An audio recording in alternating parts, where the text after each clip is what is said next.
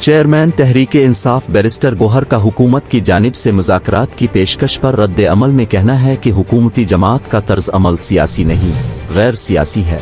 ये क्या हुआ कि आओ बैठे मुज़ाकरात करें, क्या मुज़ाकरात की दावत इस तरह देते हैं? उन्होंने कहा कि पहले बताया जाए कि सियासी जमातें दूसरी सियासी जमातों को मुज़ाकरात की दावत इस अंदाज में देती हैं, हम तो पर अमन एहतिजाज तक नहीं कर सकते, मुज़ाकरात की इस तरह की पेशकश को हम कैसे तस्लीम कर लें? ये हुकूमत फॉर्म 47 की पैदावार है, जो जुल्म और ज़ियादतियाँ आज भी जारी रखे हुए हैं। आज भी हमारे लोगों को उठाया जा रहा है।